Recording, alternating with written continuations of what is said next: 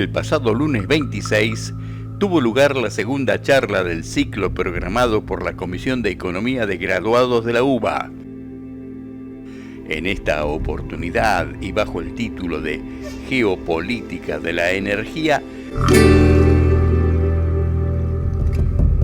la exposición fue desarrollada por el licenciado Guillermo Coutouchian como invitado especial y con la coordinación de los licenciados Roberto Fritzsche e Ignacio Franzoni en el tradicional edificio de la Facultad de Economía.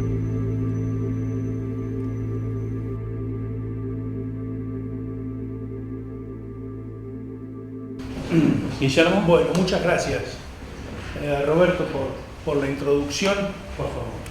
¿Me gustaría hacer una breve presentación tuya? Bueno, sí. Bueno, mi nombre es Guillermo Coutouchian, ahí se ve un apellido raro. Yo soy también economista de esta casa, así que gracias por la invitación. Yo creo que desde que me recibí que no entraba a la facultad. Me parece que entré otra vez a hacer un trámite, pero hace como 18 años que no entraba a la facultad. Así que muy grato, vine un ratito antes y pasé un poquito. Me encontré, muchas cosas que están muy cambiadas. Después de estudiar economía acá, hice una maestría en estudios internacionales en la Universidad de Itela y siempre trabajé en el sector energético. Primero en la Secretaría de Energía, acá de Argentina, en el área de planeamiento energético, y luego me corrí al área de relaciones internacionales y ese tipo de cuestiones, y hoy estoy hace casi 2 años en la Organización Latinoamericana de Energía, que es un organismo internacional, tiene sede en Quito, Ecuador, así que yo trabajo acá, pero me muevo a Quito bastante seguido.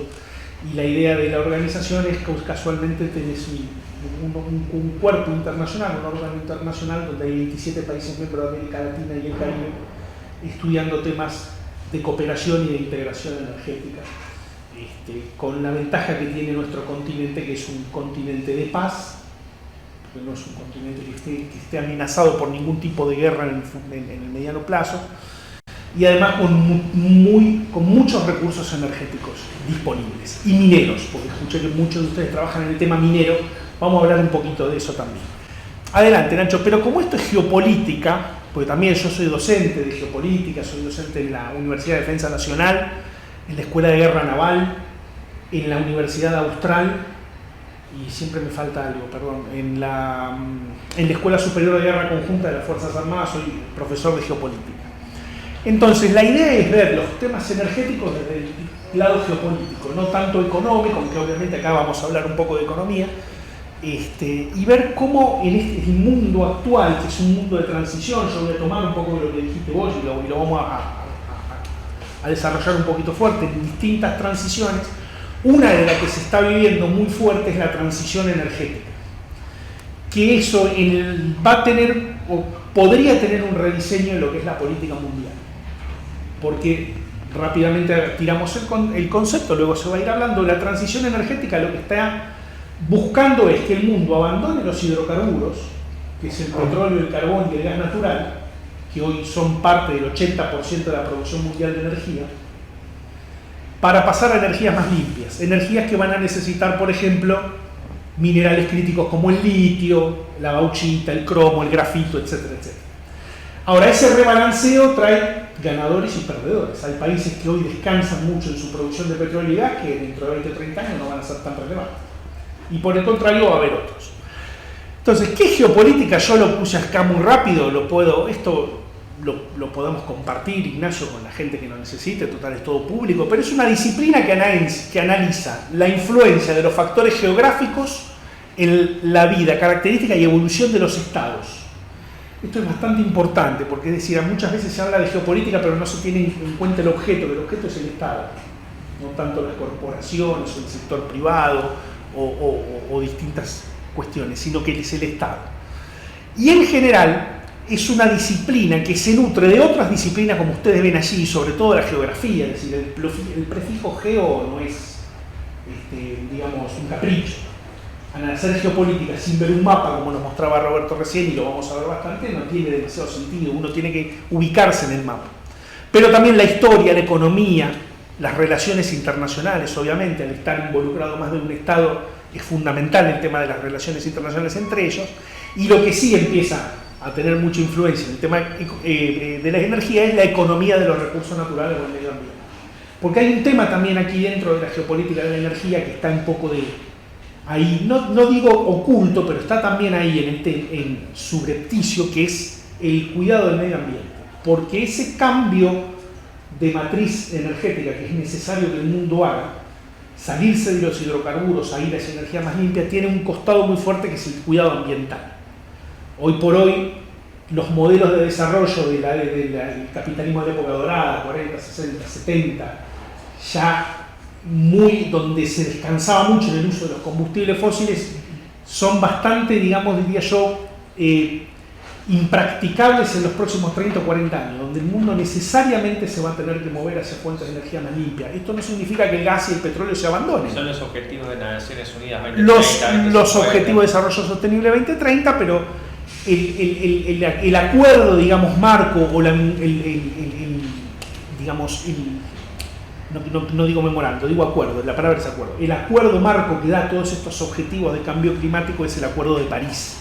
El famoso Acuerdo de París del año 2015, que lo votaron o lo firmaron 195 países y que está en vigencia, y lo que nos indica que a futuro las emisiones de gases de efecto, es decir, hay que limitar el aumento de la temperatura global del planeta a 1,5 grados sobre el periodo preindustrial. ¿Y cómo se limita eso? Bueno, básicamente utilizando menos combustible, utilizando menos energía de uso fósil. Con la energía de uso fósil es la principal, digamos, contribuyente a la emisión de gases de efecto invernadero. Dale adelante que vamos a ver algunos temas. No vamos a hablar mucho de teoría, pero vamos con algunos temas geopolíticos actuales, como para que ustedes se sitúen en este mundo cambiante que tenemos. Bueno, el tema de Ucrania. Hoy todo el mundo habla de Ucrania y de la invasión de Ucrania a Rusia. Pero el tema ucraniano, desde el punto de vista energético, ya presenta conflictos del año 2009. ¿Por qué? Me paro un segundo. Por Ucrania pasan 3 o 4 gasoductos importantes que unen el gas que produce Rusia con su principal mercado hasta este año, que eran los países de la Unión Europea. El gas fluía unidireccionalmente desde Rusia a la Unión Europea y Ucrania era un país de tránsito por excelencia. El problema de Ucrania es que es un país dividido desde el punto de vista étnico. Toda esta parte que ustedes ven aquí, en rojo, es una parte que responde, diría yo, más hacia los intereses rusos porque la población es más cercana a la etnicidad rusa. Y ni hablar de las provincias que están hacia el este, lindantes con Rusia, que son las que produjeron todo este barullo. Donbass, las regiones en Donbass hay 2 provincias, Donetsk y Luhansk. Y además Crimea, que lo ven allí, que es esa península que pende sobre el Mar Negro, también es un territorio ucraniano. Se lo dio Nikita Khrushchev en la década del 50, se lo dio a Ucrania cuando todo era Unión Soviética, entonces no había demasiado problema porque todo era parte de la Unión Soviética, pero Khrushchev se lo dio a los ucranianos, pero su población es el 98% rusa. Entonces ya en el 2014 los rusos invadieron Ucrania, hicieron un referéndum, dijeron a la población: ¿ustedes quieren ser rusos? La población dijo sí, y hoy está ocupada militarmente por Rusia. Lo que se vio este año fue un avance adicional de Rusia sobre esas provincias del este, que hoy está ahí más o menos, fíjense, un poquito más, un poquito menos. Hoy el frente de combate es ese mapa que se ve ahí. Todas esas zonas rojas, poquito menos diría yo, son las que están ocupadas militarmente por Rusia. No vamos a hablar del tema militar, porque yo tampoco soy un experto en eso, pero hoy hay una especie de estancamiento desde el punto de vista militar. Los rusos hace 6 meses que están, lo que yo incluso creía que en una semana se lo llevaban puesto, hace 6 meses que están ahí en un stand-by extraño. ¿Y por qué lo traemos aquí? Porque esto es un conflicto geopolítico enorme, pero la energía tiene una enorme explicación en esto. Adelante, Lucho. Otro tema geopolítico importante es lo que pasa en el Cáucaso, esta región que está entre el Mar Negro y el Mar Caspio, donde hoy hay 2 estados que prácticamente están de vuelta, han estado en guerra otra vez ahora. Estuvieron en guerra a fin de los años 90 con la caída de la Unión Soviética, 91-94, estuvieron en guerra en el año 2020 y hoy vuelven a estar en un conflicto, que son Armenia y Azerbaiyán, los ven allí en violeta y en naranja. ¿Y por qué también lo que pasa en esta región puede tener consecuencias sobre la energía a nivel mundial? Porque lo que ven ahí son gasoductos y oleoductos que salen de Azerbaiyán y del Mar Caspio, que es una zona muy productora de petróleo y gas, y se van haciendo un bypass a Armenia por Georgia, que es el estado de color verde, ingresando hacia el Mar Negro y hacia Turquía, y a partir de ahí el petróleo y gas se puede transar en el mercado internacional. Entonces, también lo que pasa entre Armenia y Azerbaiyán tiene mucho que ver, porque, por ejemplo, en la zona de combate hoy entre Armenia y Azerbaiyán, a 30 kilómetros hay un gasoducto y un oleoducto. Si llega a pasar algo allí, que algún bombazo le pega al gasoducto o al oleoducto, mañana tenemos los precios que suben tremendamente, porque, claro, hubo un problema allí de petróleo y de gas. Adelante, Nacho, por favor. Otro tema también para tener en cuenta, el Medio Oriente. Es una región de incertidumbre absoluta y por excelencia. Tradicionalmente, la inestabilidad se daba entre Israel con sus vecinos árabes, pero hoy incluso dentro del Islam, dentro de los musulmanes, hay diferentes vertientes. Una cosa son los suníes sauditas y otra cosa son los chiitas iraníes, y entre ellos hay competencia hegemónica por ver quién es el que, no digo el que se queda, pero quién es la potencia regional del sitio, con el agravante también que en los últimos años se ha sumado a esta competencia Turquía, que es un estado que también está muy activo, hasta el punto que el presidente Erdogan ha dicho muchas veces que lo que quiere hacer es una especie de reminiscencia del panturquismo, que es una cosa de unión de los pueblos turcos que van desde Turquía hasta el Asia Central. Entonces, si uno quiere crear un estado de los pueblos turcos, estamos hablando de cambiar la configuración geográfica de todo Medio Oriente y llegar con un estado que empiece en Turquía pero que termine en Kazajistán. Y eso traería muchísimas complicaciones también a una zona donde se concentran el 60% de la reserva mundial de petróleo y el 40% de la reserva mundial de gas.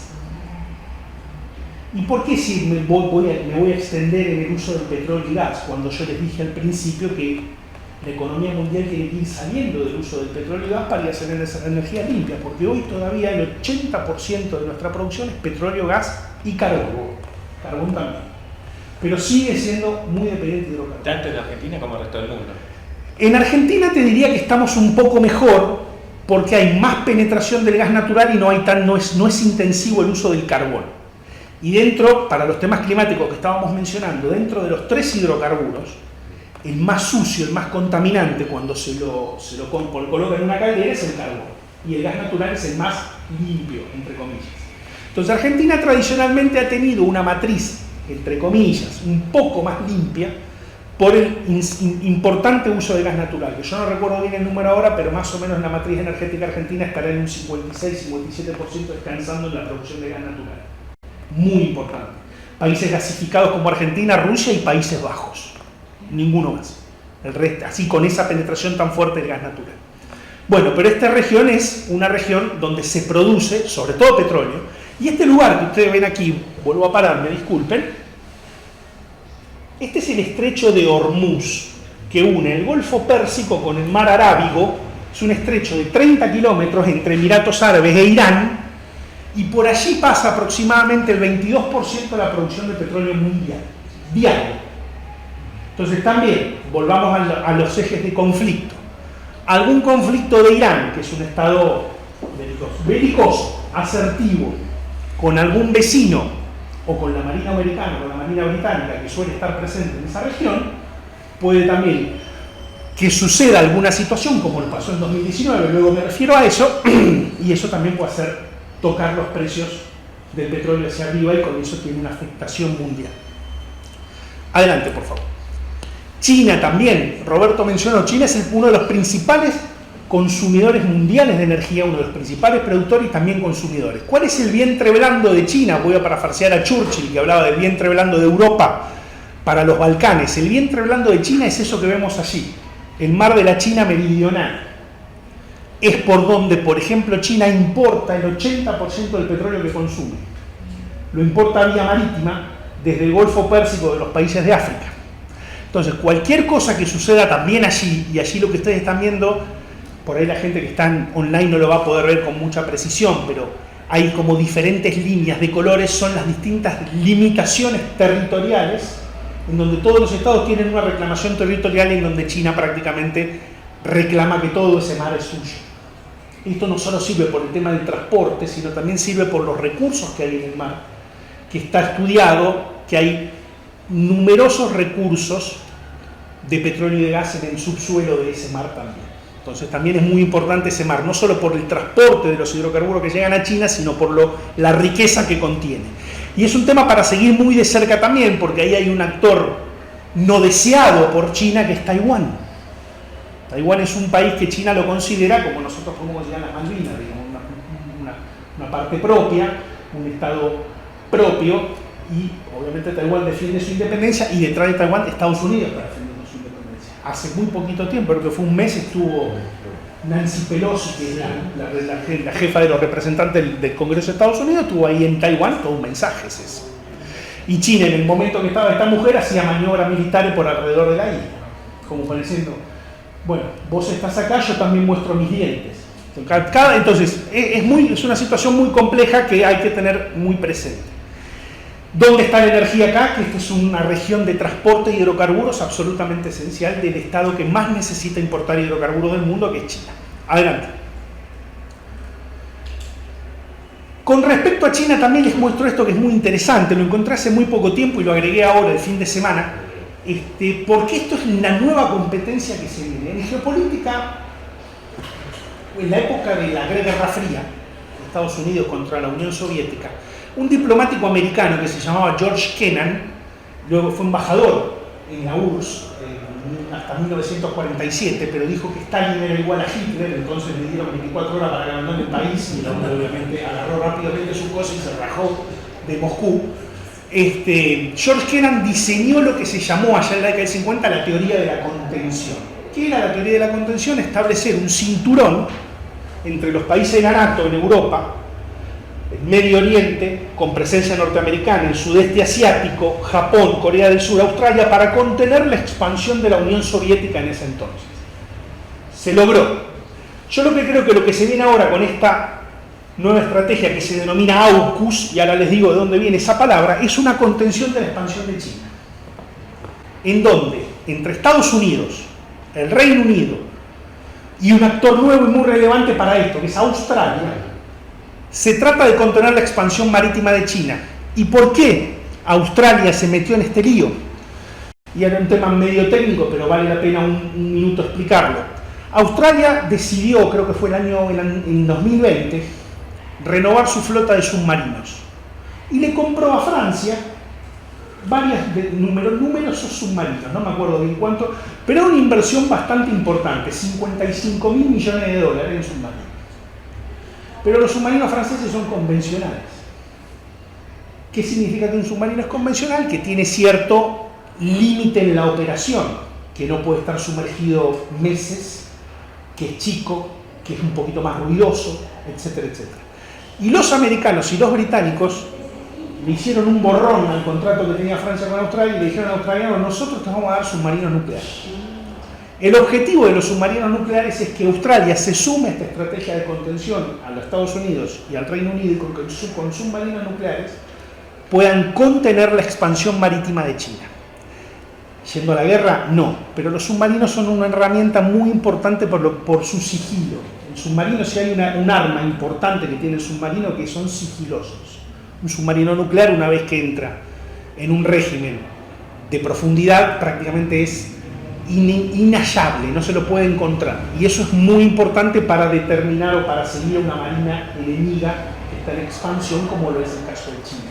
Entonces, cuidado con esto, porque esto es algo que creo que ya es bastante familiar el término en aquellos que están metidos en los temas de relaciones internacionales, pero creo que se puede ir haciendo todavía cada vez más importante, porque es insisto, esto es algo mío, es como una especie de revamping o una segunda vuelta de la teoría de contención de Kennan, de contener a los soviéticos, bueno, en este caso contener a los chinos.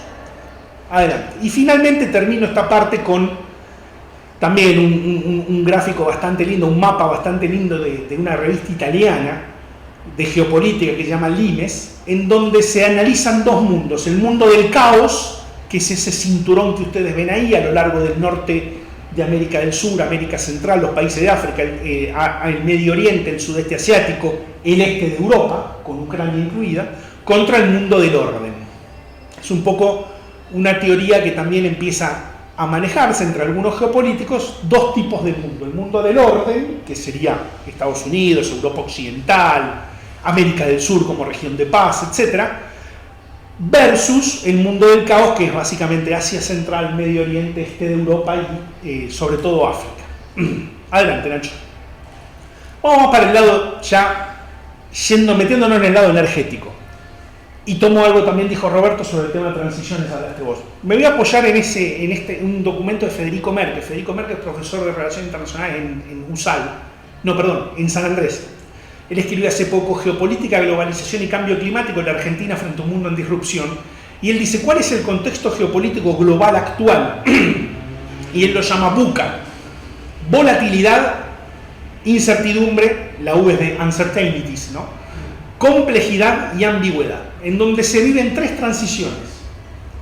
La transición de poder, y esto sobre todo dado por el actual contexto de guerra entre Rusia y Ucrania, y yo me pregunto, ese signo de pregunta es mío, no es de Merkel, fin del actual orden mundial internacional basado en el internacionalismo liberal, es decir, ese internacionalismo liberal que creó Estados Unidos con las instituciones tipo Bretton Woods después de la Segunda Guerra Mundial. ¿Está en crisis? ¿Está por finalizar ese orden internacional? Muy probablemente sí. Es una lectura mía. El Brexit es un poco... El Brexit es un poco el inicio de eso, pero hay otras cuestiones que la guerra actual entre Rusia y Ucrania me podría decir a mí que el orden mundial en el cual se basó la construcción de posguerra hoy estaría en una transición. En una disputa, digamos. Exacto. Rusia también saliendo del SWIFT o sacándolo del SWIFT, también generaron un entorno económico distinto con China, con los países de Asia. No, y además uno lo escucha hablar a Putin, lo dijo el otro día cuando se juntó con Xi Jinping, se juntaron en Uzbekistán, en algunos otros países, hicieron una cumbre. Rusia siempre está, digamos, destacando y, digamos, culpando a Occidente de crear un orden internacional a piacere de Occidente sin tener en cuenta Oriente, donde Rusia sería parte de Oriente. Entonces, cuidado con esto también. Una transición del capitalismo globalizado, porque también hay toda una parte del sistema internacional actual que no cree demasiado en el capitalismo, o que cree que el capitalismo ha sido impuesto por Occidente para maximizar su propio beneficio, en donde países como China o como Rusia no están dentro de ese capitalismo. Eso, yo creo que China se está aprovechando del actual capitalismo para ascender silenciosamente. Yo no lo veo que China esté disputando esa cosa. En todo caso, se está aprovechando de eso para tratar de ascender como hacen los chinos, con una templanza de una civilización que tiene 5.000 años, ¿no es cierto? Lo que son 200 años de historia para un país de América Latina, o 250 si se quiere para los Estados Unidos, en China esa civilización tiene 5.000 años de historia. Y una transición energética y climática, que es la que vamos a tocar un poquito acá, que ya un poquito mencionamos qué significa esa transición. Abandono de hidrocarburos, ir hacia energía más limpia. Y riesgos, alimentación, una tercera guerra mundial / un conflicto nuclear. Merkel lo dice porque lo dijo el propio Joe Biden en su momento. Ahora hace poquito, creo que fue en la semana pasada, él, vieron que estuvo la reunión de Naciones Unidas, hay diferentes presidentes de Naciones Unidas, él retrotrajo un poco, como diciendo una guerra nuclear jamás debería ser peleada, pero el primero que habló de una guerra nuclear fue Biden. Pero también porque Rusia está mostrando las cartas y está diciendo que todas las opciones están sobre la mesa. Exacto. Creo que Sergei Lavrov, que es el canciller ruso, habló también en Naciones Unidas y dijo, nosotros somos una potencia nuclear y tenemos todas las opciones sobre la mesa.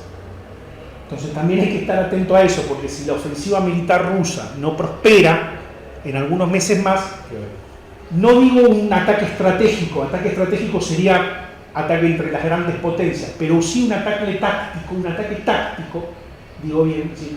De uso de un misil nuclear táctico para un objetivo, por ejemplo, el tiro a una ciudad, a la ciudad de Odessa, en Ucrania. Para lograr ese objetivo, los rusos lo han puesto sobre la mesa. Guarda con eso.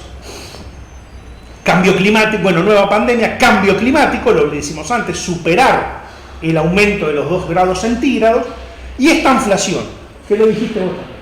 Estancamiento económico con inflación. La inflación en Argentina ya estamos todos acostumbrados, dicen 80%, 100% y nos reímos ya porque... Pero en el mundo no es lógico que haya inflación. El mundo había erradicado el tema de la inflación. Hoy la cuestión de los precios de la energía, vamos a volver sobre eso un poquito más tarde, hace que hoy el Reino Unido tenga el 10%, España tenga el 10,3%, lo mostraste ahí, Alemania tenga el 9%, etcétera, etcétera. Adelante. Y vamos a la que es geopolítica de la energía, y esto es enteramente mío, no me apoyé en nadie. En el siglo XX la geopolítica de energía básicamente se basaba en la seguridad del abastecimiento del petróleo y gas. Lo importante era cómo hacen los países para tener acceso libre al petróleo y al gas. Entonces, había un problema que era la volatilidad de los precios, que esos precios sean relativamente estables en el tiempo. Una cosa es que el petróleo cueste $100 el barril y mañana cueste 20. Eso no es bueno, ni para el productor ni para el consumidor. Ustedes, si son productores de petróleo, ustedes son Venezuela. Entonces, el petróleo está a 100, yo preparo mis cuentas nacionales para recibir $100 por barril de petróleo. El día de mañana el petróleo está a 20 y me quedo sin 80% del presupuesto.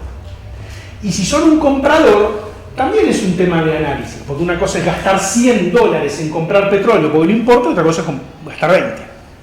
Entonces la volatilidad es un tema, y hoy se ve muy bien, y también Roberto lo mostró en una de las últimas filminas, como en el 2020, época de la pandemia, los precios de la energía eran negativos y hoy los precios de la energía están volando. Mostraste ese gráfico del área que hacía así por abajo del eje y después subía. Y en el siglo XXI, el tema se complejiza aún más también, porque hoy ya no solo son importantes la seguridad del abastecimiento del petróleo y gas, sino de toda la fuente de energía. El hidrógeno, que es un vector energético y que se habla mucho, la electricidad que se puede generar como fuente de energía renovable, como la eólica, como la solar. Y hay un tema también muy relevante que se ve a la actual crisis, a esta crisis energética que se quiere hacer ver que en el mundo existe, que son el tema de las inversiones, porque claro, como el mundo se debe mover hacia energía más limpia, la pandemia hizo que muchas inversiones que iban al sector hidrocarburífero se dejen de hacer. Porque claro, Roberto también lo mostró, en una economía que cayó creo que el 4% el PBI, la demanda de energía en el año de la pandemia cayó un 7%. De ese 7%, mucho era demanda de petróleo, gas y carbón. Entonces, muchas compañías privadas dejaron de invertir en eso porque, claro, no se estaba consumiendo. 2 años después, el mundo crece de vuelta, y más ahora en un contexto de guerra. Entonces, de vuelta son necesarios petróleo, gas y carbón, pero no se hicieron las inversiones para extraerlo hace 2 años, entonces hoy tenemos un problema de precio. Entonces, eso es un tema también. Se ha invertido mucho en fuentes de energía verde, que siempre han crecido, pero no tanto en las tradicionales, y hoy es un pequeño cuello de botella que lleva los precios muy altos. Claro, ¿qué pasa? En el 2040 seguramente no va a ser tan necesaria la inversión en hidrocarburos, porque en 2040 vamos a tener otro sistema económico, pero hoy todavía los hidrocarburos valiendo por el 80% de la oferta mundial de energía, es necesario invertir en ello. Temas de descarbonización, el rol de los minerales críticos, vuelvo a eso, y el tema de las tecnologías también relevante. ¿Quién tiene las tecnologías? Hoy no es tanto un tema de quién tiene el recurso. En el siglo XX sí, quién tiene petróleo, quién tiene gas, entonces ahí había un tema. Ahí había una cierta ventaja si uno tenía esos recursos. Hoy, con un mundo de energía limpia, el tema es no tener tanto el recurso, porque el recurso de la energía solar, la biomasa, que es básicamente residuos forestales o agrícolas para poder generar energía, o el viento, está presente en todo el mundo. El tema es cómo uno se apropia, y los países y las compañías, cómo se apropian de las tecnologías necesarias para producir eso. Adelante. Bien, esto lo voy a pasar porque es un tema, una definición más bien de seguridad energética, como la cuestión de la seguridad del abastecimiento energético estuvo siempre presente en la agenda, pero pasado de largo, Nacho. Y esto sí es un tema interesante para referirme. El año pasado, antes de la COP27, que fue la conferencia que se hizo en Glasgow, la conferencia de partes ambiental, el mundo hablaba de, bueno, necesitamos ir hacia una descarbonización más acelerada. Y la revista The Economist, que yo la leo bastante, estoy suscrito a The Economist, a pesar de que es una revista inglesa, lamentablemente, pero es una muy buena revista para los economistas, decía ya el año pasado, bueno, esta es la energía del siglo XXI, y dice ahí en la tapa verde, cómo la energía limpia va a redefinir a la geopolítica. Y nos mostraba, bueno, la energía limpia es la nueva reina que va a redefinir las relaciones de poder en el mercado energético global. Unos meses después, The Economist dice el energy shock, mostrando una llama de gas natural que básicamente significa el tema de la volatilidad de los precios de los combustibles. ¿Qué había pasado? El año pasado se acercaba el invierno al hemisferio norte, como se está acercando ahora al invierno al hemisferio norte, que ya los europeos tienen un miedo espantoso. El año pasado pasó lo mismo. Y en febrero de este año Rusia invadió Ucrania. ¿Qué pasó entonces con la energía tradicional, que son la de los hidrocarburos? Dispararon los precios. Entonces resulta que el mundo, que tenía que acostumbrar hacia una nueva energía que iba a cambiar el orden mundial, bueno, lo hará por ahí más a futuro. Ahora hay que preocuparse nuevamente por la seguridad de abastecimiento del petróleo y gas y la volatilidad de sus precios. Los alemanes, los franceses, los italianos están todos desesperados para ver cuánto van a pagar el gas natural, que ahora ya no va a venir de Rusia, sino que tiene que venir del resto del mundo. Y vamos sobre eso luego con algunos mapas. Dale, Nacho, por favor. ¿Y cuál es el rol del petróleo en todo esto? Bueno, también, tomando a The Economist, en el 2003, el petróleo era el pasado, decía The Economist. El fin de la era del petróleo. 20 años después, una etapa que dice, bueno, ¿cómo hacemos para producir más petróleo? Es decir, todo vuelve en esto. Adelante. Esto es un poco el World Energy Outlook, es la publicación más importante de la Agencia Internacional de la Energía, que es una agencia global de energía que tiene sede en París, es la agencia de los países de la OECD, los cuales Argentina este año se unió a esa agencia como país asociado. Y esto básicamente nos muestra, esta explicación lo que muestra es cómo será el sector energético al año 2050, y una de las cosas importantes que dice es, fíjense ahí el grafiquito de la izquierda que habla de producción de petróleo y gas, y el gráfico de la derecha que es producción de energía limpia y las inversiones necesarias para ello. Ellos se trazan como dos escenarios.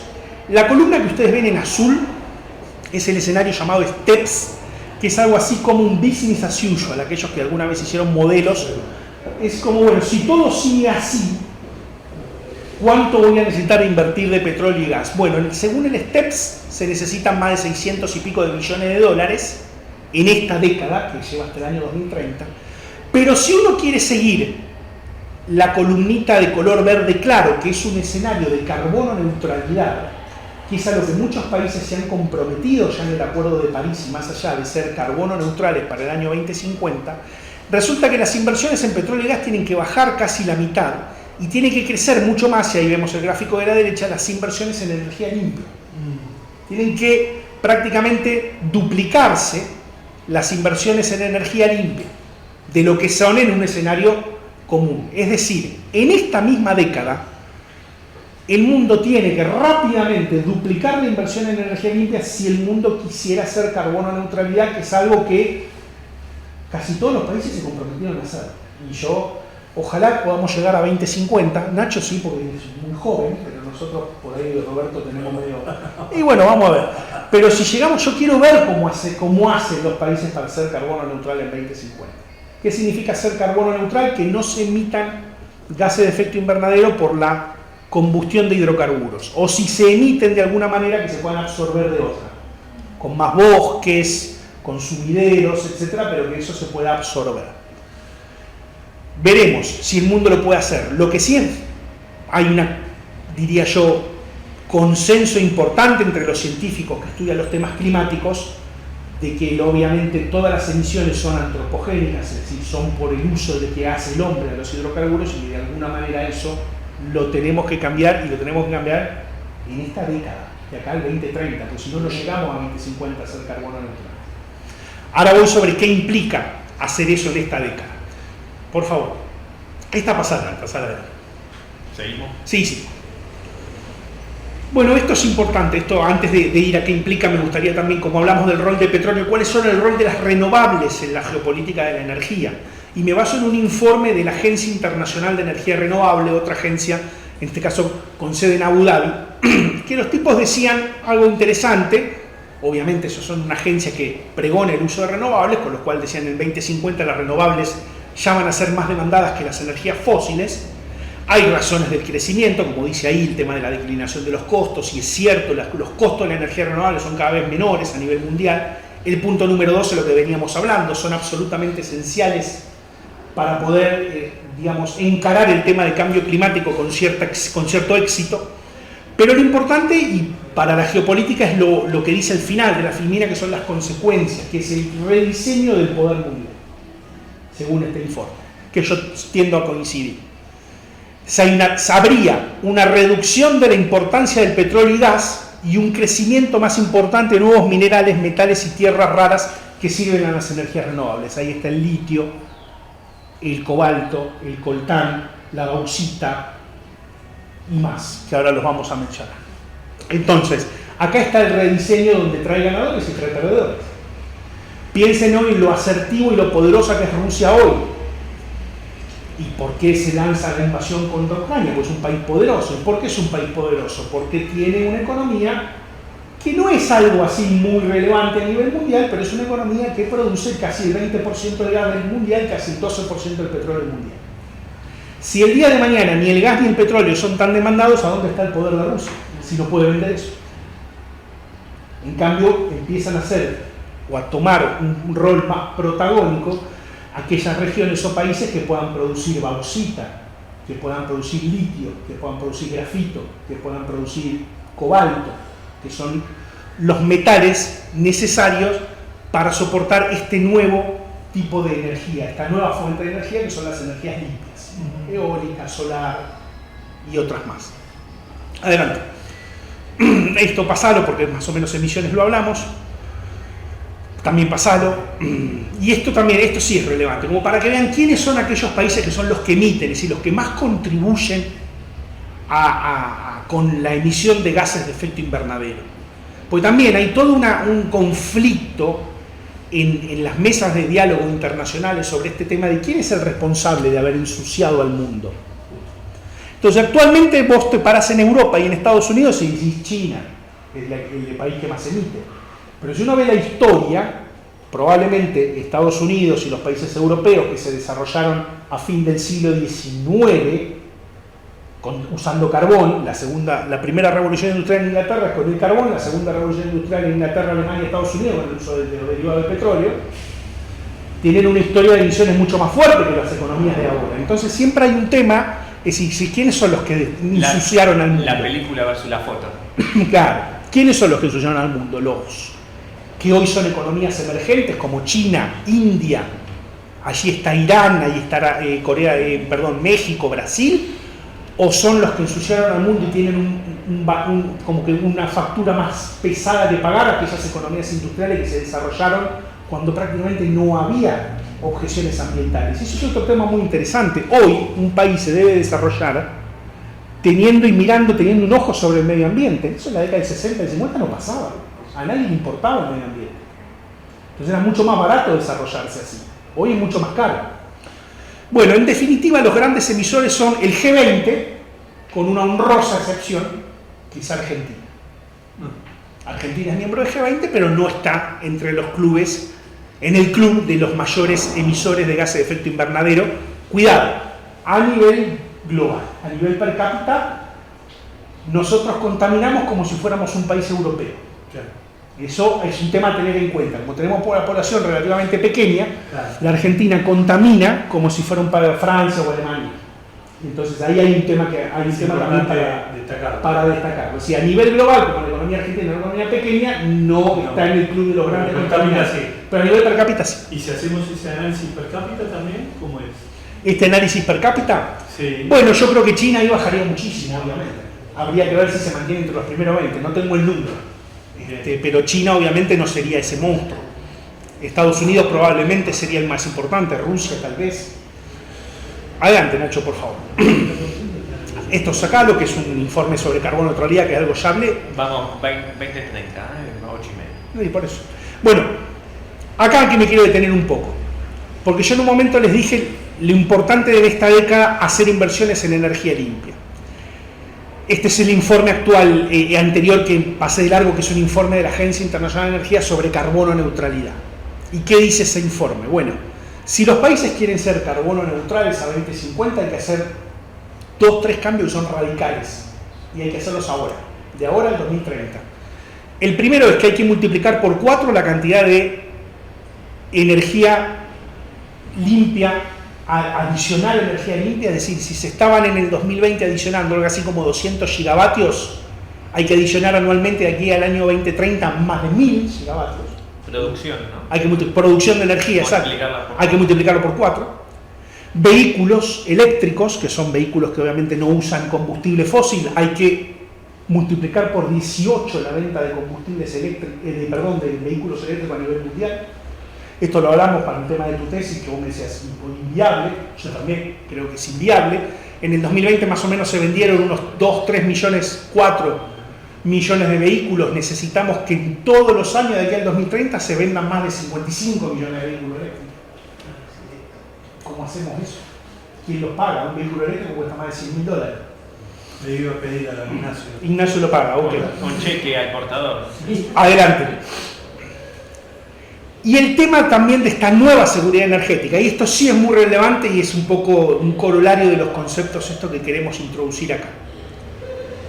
La oferta de petróleo, que en el 2020 anduvo más o menos en los 90 millones de barriles por día, el mundo en el 2020 produjo 90 millones de barriles por día, y fue en el 2020 porque era la pandemia. En el 2019 había producido 101 millones de barriles por día. Si queremos ser carbono neutralidad, hay que reducir esa producción de petróleo al 2050 a un poquito más de 20 millones de barriles por día. El tema es, ¿quién hace ese recorte de los 70 millones de barriles por día? Hay que empezar a mirar quiénes son los que producen petróleo. Estados Unidos, Rusia y Arabia Saudita. ¿Van a bajar la producción de petróleo? De motu propio lo van a hacer Rusia, Arabia Saudita. Ponele que Estados Unidos son compañías privadas las que producen. Si el petróleo pierde su valor de mercado, probablemente los privados digan, bueno, no produzco más, pero Rusia y Arabia Saudita van a hacer ese descenso. Hay que verlo. Por ende, el otro lado de la moneda es, tenemos gente experta en temas de minerales, esto se lo llevan como algo positivo.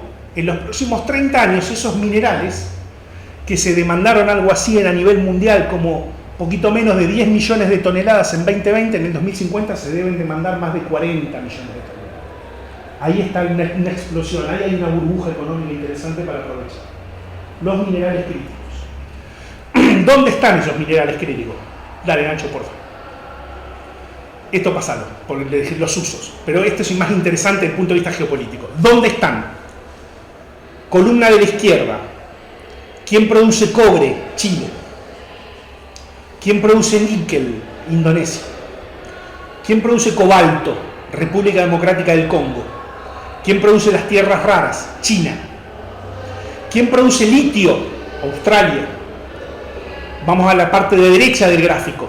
¿A dónde se procesa todo eso? ¿Ven? Lo llegan a ver los que están acá, los que están ahí afuera, creo que lamentablemente no lo ven.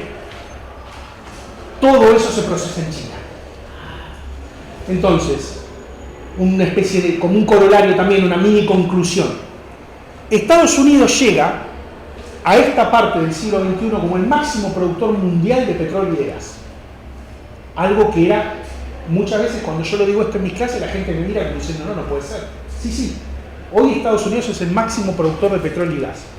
Pero ellos llegaron a eso después de muchísimo esfuerzo para que en los próximos 20 o 30 años vean cómo la producción se va a ir hacia estos minerales o estos metales y donde el que tiene ventaja comparativa ahí es China. Entonces, agréguenle una cosa más a esta competencia estratégica entre Estados Unidos y China. China domina todo lo que es la materia prima de la energía del futuro. Estados Unidos domina la energía del día de hoy. Hay una disrupción del orden mundial a través de lo que es la tecnología futura. Exacto. No es porque Estados Unidos no tenga tecnología, porque desde el punto de vista tecnológico es uno de los países más avanzados del mundo, sino el más. Yo no tengo los números de las patentes ahora, pero el tema de patentamiento en Estados Unidos es muy fuerte, muy superior a los europeos. China lo superó. Ahora China lo superó, probablemente. Hace 3 años. Claro. Pero bueno, es todo un tema. Y acotando lo que dice el profesor Guillermo, porque mi profesor también, a eso hay que agregarle que en el procesamiento de los chips, digamos, el procesamiento cuántico, que es una tecnología que ya está, no está diversificada, no está popularizada, pero esa tecnología, la tecnología cuántica existe y digamos es un salto impresionante, lo usa la NASA. ¿sí? Todavía no lo usa, todavía no está usado popularmente. Y a eso también hay que agregarle el hecho que hoy la humanidad podría estar generando prontamente quizás la energía de fusión, que es distinta a la de fisión. O sea, la de fusión es a través del agua, sin ningún tipo de contaminante, y mucho más fuerte.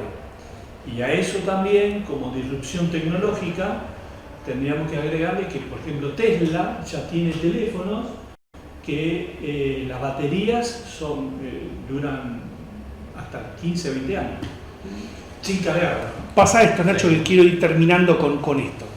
¿Y qué es? Porque la verdad que esto me parece que es un tema esencial, es muy micro, no es grande, es una partecita pequeña, pero me parece que es válido, que son las consecuencias energéticas de la invasión de Rusia a Ucrania, que es algo en el que está muy metido hoy en lo que es en los temas de la geopolítica ni hablar, y obviamente la geopolítica energética también. Ese mapa que ven es un poco un mapa de los gasoductos que conectan a un gran productor como Rusia con Europa. Entonces, lo que puse a la izquierda es el PBI, que lo mostró Roberto antes. Obviamente ahí Rusia no está, porque claro, ¿cuáles son los grandes números del PBI? Estados Unidos, China, Alemania, y Rusia es el 2% del PBI mundial. Pero cuidado, vos hablaste de economía física. Rusia es el 11% de la oferta de crudo, el 17% de la oferta de gas natural, el 11% de la oferta de trigo, el 10% de la oferta de minerales industriales. Y no es una economía menor. Tal vez el 2% del producto uno dice, es igual a la de Brasil, que es igual a la de Brasil. Creo que ese número dice que ambas economías son 1,8 trillones. Pero tiene todo eso Rusia. Adelante. Entonces, lo que ha pasado con la invasión de Rusia a Ucrania ha sido que hoy los países europeos, sobre todo, que descansaban mucho en el gas que Rusia les suministraba a través de esos gasoductos que vimos, los propios países europeos decidieron, bueno, yo corto con mi proveedor, no quiero ni más petróleo ni más gas ruso. Pero claro, toda la parte de la energía limpia, que es muy importante y que lo estuvimos mirando, no va a llegar de la noche a la mañana. Uno no puede desplazar todo el gas y el petróleo ruso de hoy y mañana empezar a utilizar toda la energía limpia. Entonces hay que buscar un abastecimiento diversificado, otro abastecimiento de petróleo y gas. Ahí ven algunos países, es muy chiquito lo que se ve, pero por ejemplo, hay países europeos, Hungría, casi 58% de su gas viene de Rusia, República Checa 50%, Italia 42%, Alemania 41%, que no es menor lo que dependen en materia de energía de los rusos. Entonces, hacer una reconfiguración del sistema es algo que va a llevar bastante tiempo. Por ende... Y costos asociados. Y costos asociados. Por ende, yo ahí quiero terminar con esto. Seguí, por favor. Yo identifiqué como 3 efectos de la invasión de Rusia. Siempre estoy con la invasión de Ucrania, como al revés, la invasión de Rusia a Ucrania. Uno sobre el comercio internacional de la energía. ¿Qué pasa con eso? Va a haber más transacciones líquidas de gas natural licuado. El GNL es gas natural licuado. ¿Qué es el gas natural licuado? El gas que uno lo mete en un buque y que el buque va y lo lleva a cualquier lado del mundo. Y menos físicas bilaterales, menos gas por ductos. Claro, los europeos dicen, no quiero el gas ruso, que es el que me viene por gasoducto, pero tengo que ir a buscar gas al mercado internacional. Gas que en línea general, ese gas GNL, ese gas natural licuado, es más caro. Y vamos a la geopolítica también. ¿Quién pierde ahí? Rusia. ¿Quién es el que va a ofrecer el gas natural licuado? Estados Unidos.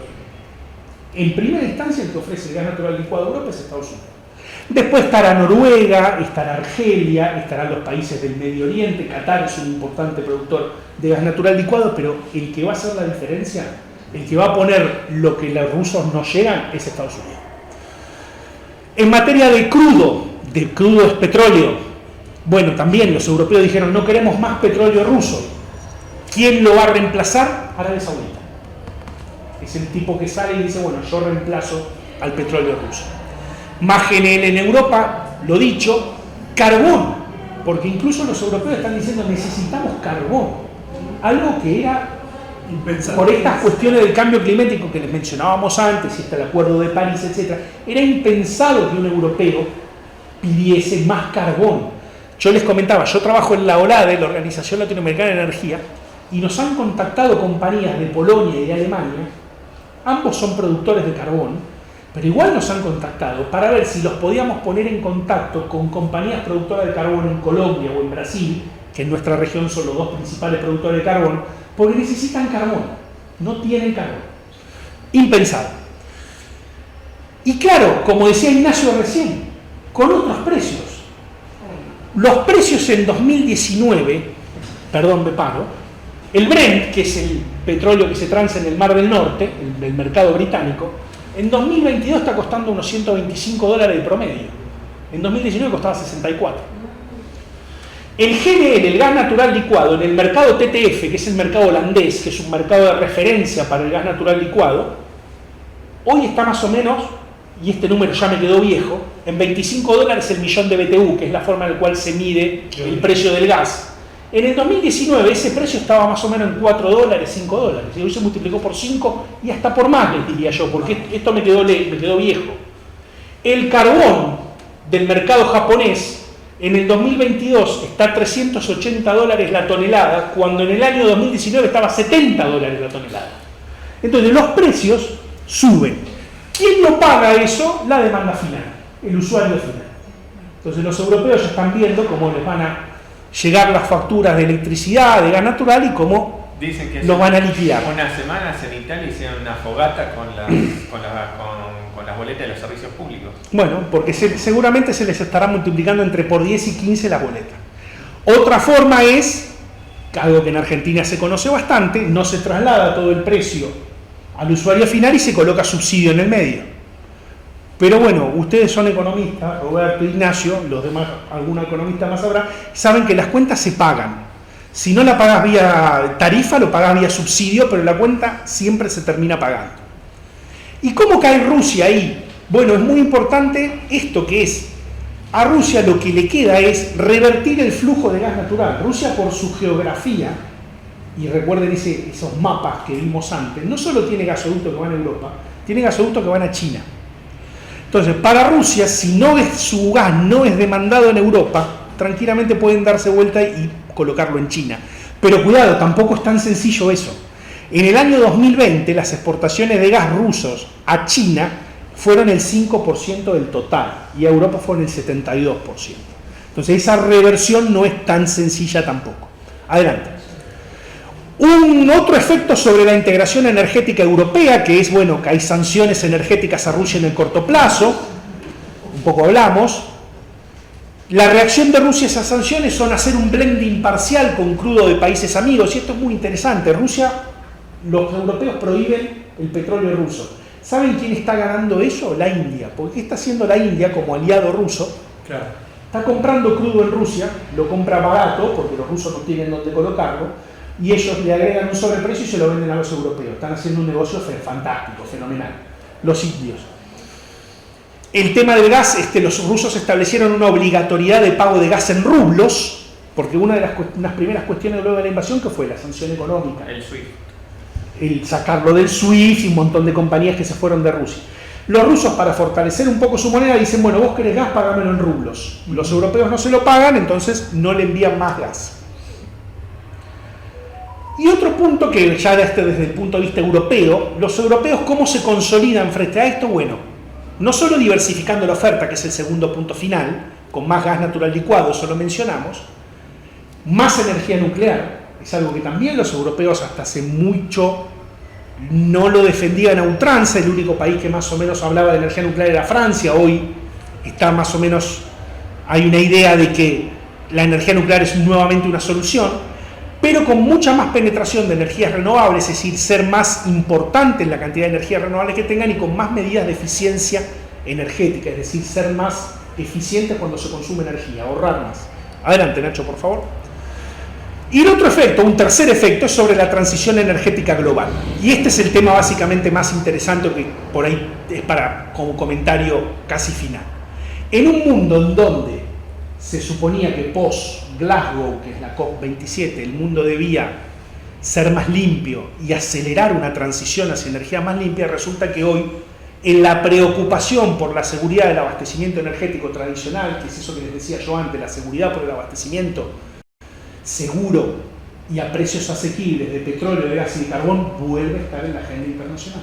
Entonces, ¿a dónde van a quedar los compromisos climáticos? Por eso yo puse más emisiones en el corto plazo. ¿Y qué pasa con el Acuerdo de París y con Net Zero by 2050, esta idea de carbono neutralidad 2050? ¿Se logrará o no se logrará? Lo dejo como símbolo de interrogación. Adelante. Y termino con esto, porque esto también es muy simpático. ¿Quién está financiando la famosa guerra de Putin? Básicamente aquellos que están combatiendo a Putin con armas, los europeos. Miren esto, los digo por si no lo pueden ver. Rusia exportó durante los primeros 100 días de guerra, es decir, un corte hasta fin de mayo, de fin de febrero a fin de mayo, 93.000 millones de euros en combustibles fósiles, y a razón de 1.000 millones de euros por día. ¿Quién le compra esos combustibles fósiles a Rusia? Gas natural licuado, Francia, Bélgica. Aquellos que se supone que están en la vereda de enfrente combatiendo a Rusia. ¿Quién le compra gas natural por gasoducto? Alemania e Italia. ¿Quién le compra petróleo? Bueno, China, del otro lado, un, entre comillas, aliado de Rusia, pero el segundo y el tercero, Países Bajos e Italia. ¿Y quién le compra carbón? Japón, Países Bajos. Si de alguna manera los europeos, por lo menos en esta primera etapa de la guerra, combatieron a Rusia dándole armas, la OTAN a Ucrania, porque no seamos tontos en esto, tampoco hay que ser un experto.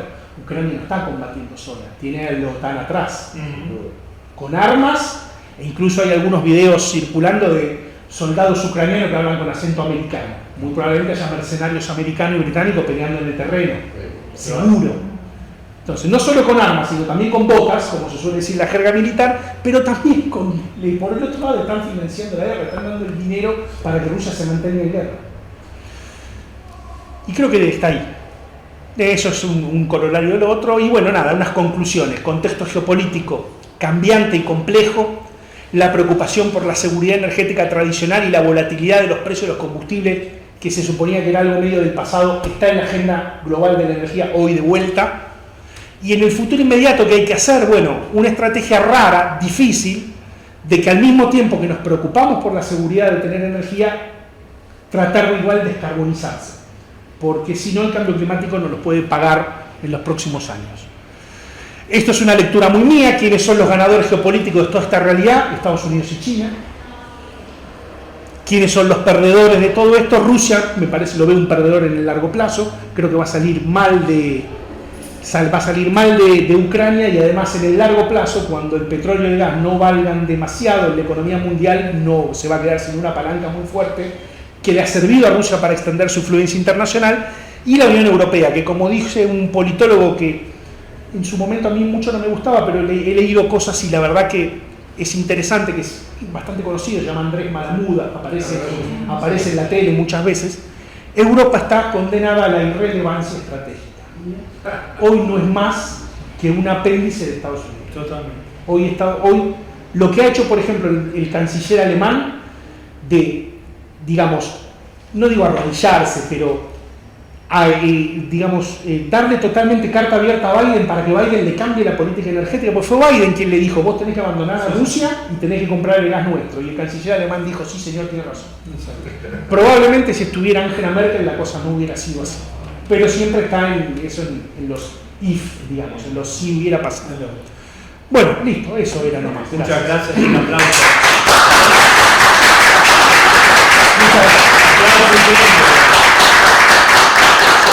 Bueno, nos queda, la verdad que te agradecemos mucho, muy clara la exposición. Sí, menos 10 estamos en una...